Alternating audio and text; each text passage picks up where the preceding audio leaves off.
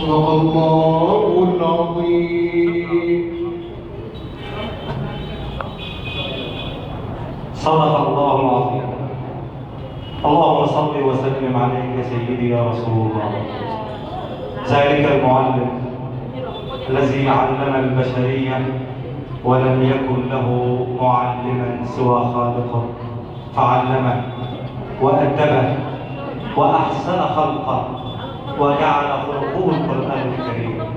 القرآن الكريم هذا الدستور الذي أهملناه وجعلناه زينة في البيوت وفي المحلات، فلو اقتربنا من هذا الدستور. والآن نستمع إلى زيادة اللواء السيد خضر أمين عام حزب المؤتمر بمحافظة الدقهلية.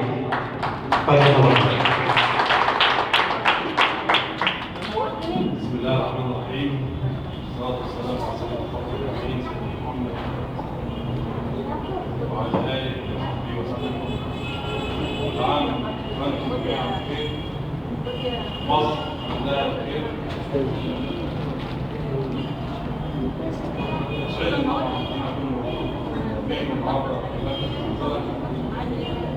احنا طبعا بنتباهى في حزب المؤتمر بأنشطة حزب المؤتمر بأعمال المركز، ودي بالأنشطة تسعى الحزب بشكل عام والأعمال العامة بشكل خاص. وأنا شخصيا أكون سعيد جدا أن أكون موجود معاكم.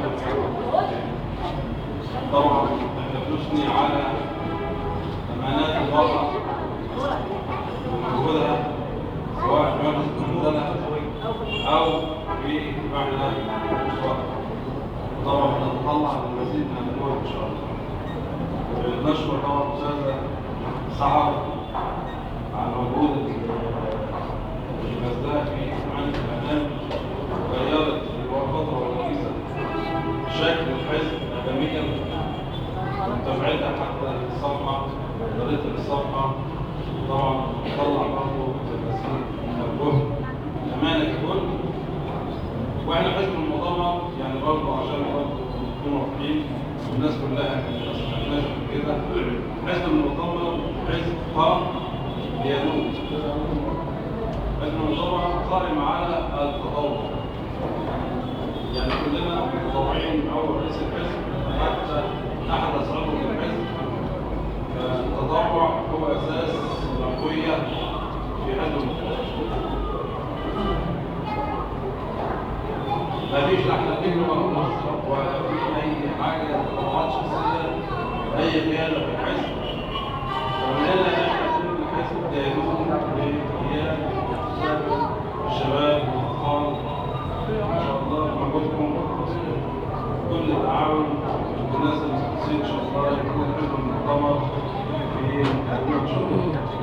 اشكركم وسلام طيبين جميعا. السلام عليكم.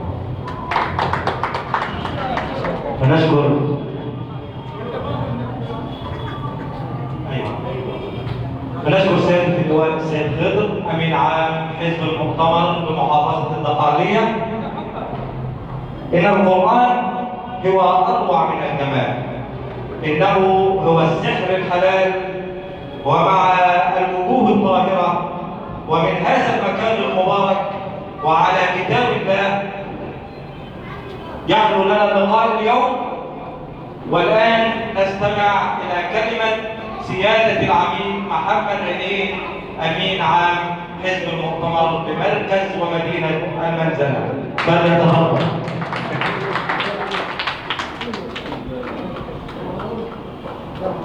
بسم الله الرحمن الرحيم. السلام عليكم ورحمة الله وبركاته.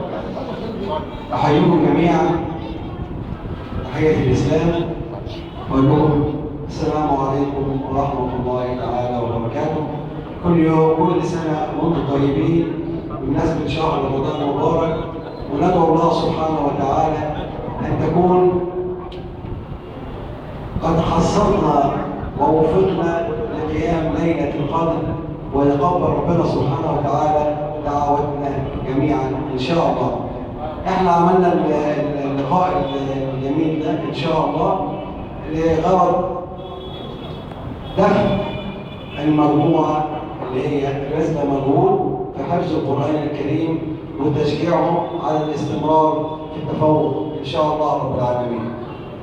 نشكركم جميعا، وإن شاء الله يسعد حزب المؤتمر بوجودكم معنا، وإن شاء الله اللي جاي أحضر بإذن الله رب العالمين، وندعوكم تدعوا لنا، وكل سنة وانتم طيبين. السلام عليكم ورحمة الله وبركاته.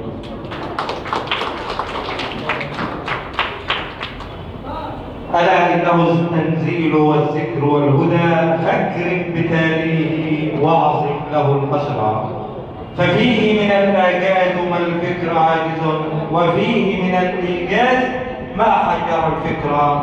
أيها الضيوف الكرام، أيها الحفل